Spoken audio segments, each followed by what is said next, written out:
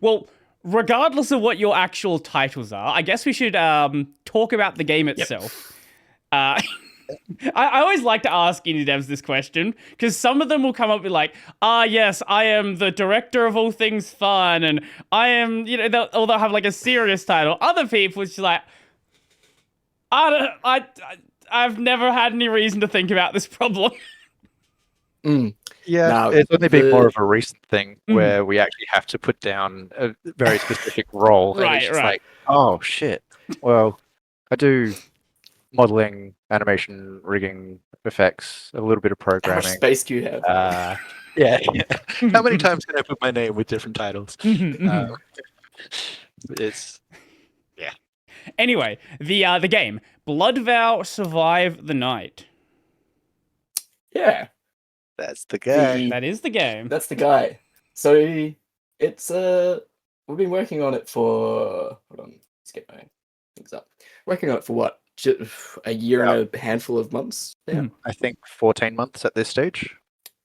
And it'd be easy to sort of throw out the whatever the log line at the moment is, but it's sort of top down survival action hack and slashy tower defensey.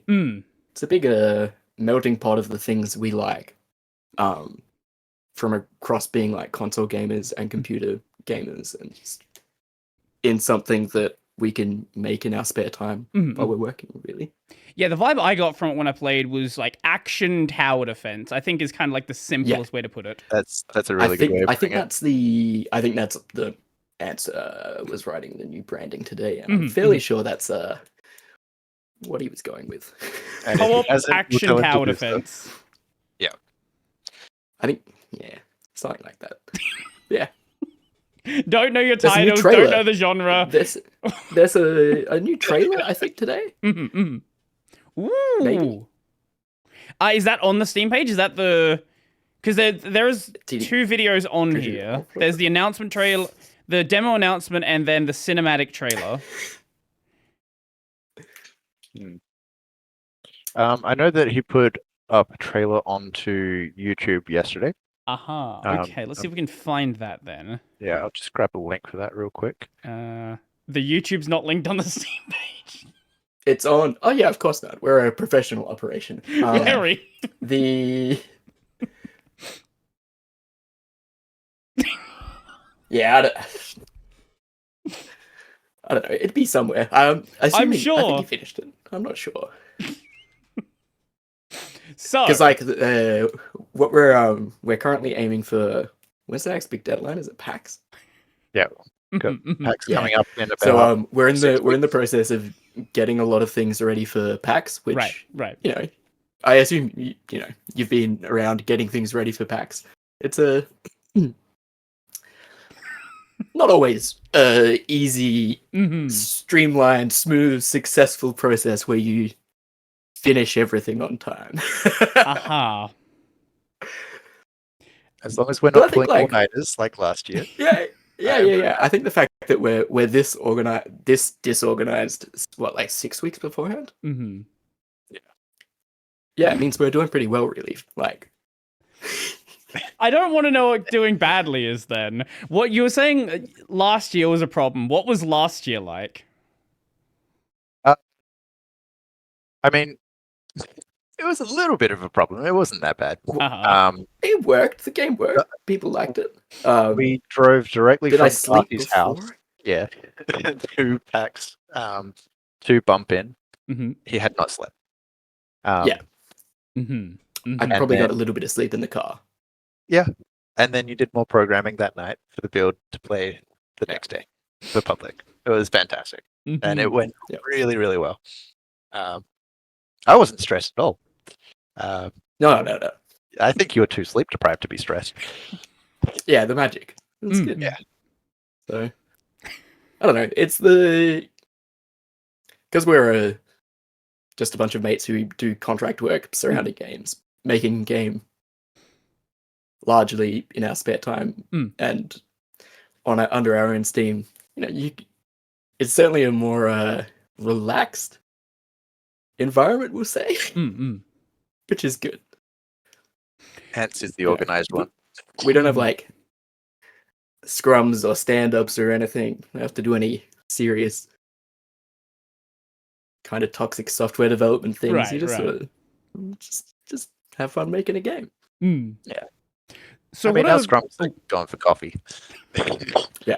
as long as you know that there's like work being done, that's good enough. Yeah. Oh, all the I mean, time. like, yeah, there's still we've got version control and the holy whiteboard and stuff. Like, it's still a proper project. But, Right. just nobody's getting paid, so Mhm. you know. So you were both saying that you do a lot of different things within the project, but what are your actual like backgrounds before the game was started? So I did a diploma of 2D, 3D animation over in Vancouver. And then I came in and did the TAFE Flinders Pathway, specializing in games specifically. So very much in optimized workflows. I've been in Unreal Engine for over a decade now. And then a lot of contract work takes on, animation side, and there's been a lot of virtual production and things that are all utilizing the game engine itself. So every time we do a project like that, it's like, oh, I can use that. Like, I didn't know about this specific feature, but that has solved so many issues that I didn't think about. And so Darcy and I opened up a co-op workspace beginning of 2021. And so we have, I think there's 18 of us in the office now. And where so he currently is. Yeah, where I currently am. And so we've got Unreal developers, we've got Unity developers, we have people that come in just do contract, we've got writers, we've got loads of different artists that come through. And so Maybe there's 2 big Unity teams at the moment.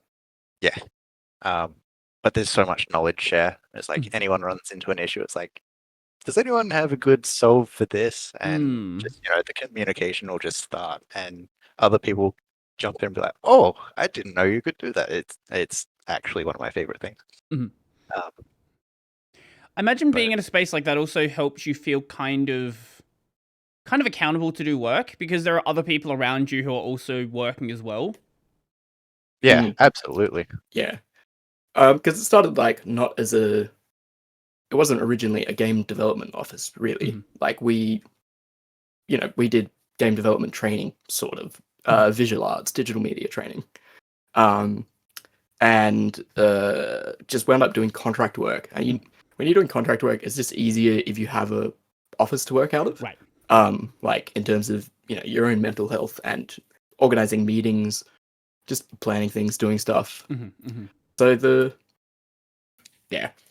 that's where it started, and the community came from us doing the game dev course at uni, and that the way that everyone shared knowledge, and it was like a wholesome experience. We tried to carry that on into the like professional work area that we were building, and that's yeah. So great. What is your background, Darcy? We kind of got sidetracked there as we were talking about other stuff. Oh yeah, I'll do that. Don't worry. I have a weird one to be the lead programmer on this.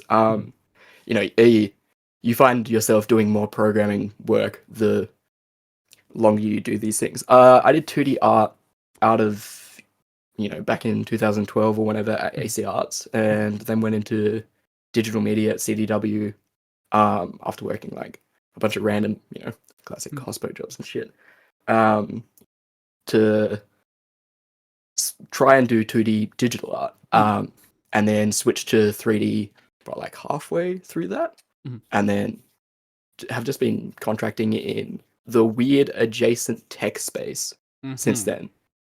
So like touch screens for museums, digital puppetry. Yeah, digital puppetry. We did the VolCap thing. What's that? Which is volumetric capture. Mix and I built the first commercial I have to say commercial because I reckon there was a study one before. Well, Volumetric capture rig in the country, uh-huh. which is like, yeah, weird stuff. Because like, I don't know, the more contracts you can say yes to, Mhm. the easier your job in this space is going to be, really. So Right, we were right. just learning new stuff and doing a bunch of random things that might not fall under, game dev training specifically, but it's all the same software, it's all the same skills and stuff. So Mhm. bunch of weird stuff. Mm. I know that doesn't answer your question, but I don't have a good answer. That's fine. yeah, That's don't fine. have- I like the weird answers. Yeah, we made Google Maps like 3 times. 3 times? 2 times? Do you count You'd be surprised what. the hands-free exhibition? What? Yeah. So during COVID, we Oh. did what's it called, immersion? Using Immerse. Yeah. Yep. immerse. Yeah. It was No, it was called immersion because of this. there's so many things called very similar things. It was a like 45-minute how would you describe it? It was using the volumes Experience. a hands-free immersive experience. It was called an experience. It was an experience. There's lots of stories and then lots of interactive environments where Darcy did all the programming so that using the cameras, if you're waving your hands in certain directions, you'd either be pointing a spotlight or shooting paintballs or stirring up the fish, and it would just go from story to story. And it was using the same volume displays that they use in all the Marvel and Star Wars TV shows and stuff. So the big LED walls that wrap around the studio. Yeah. It was a lot of fun. It's like a big oval. It was fun. Yeah. So like Lots of random crap. this weird tech art adjacent space is what we've been in and out of. Using game engines to not make games. Yeah.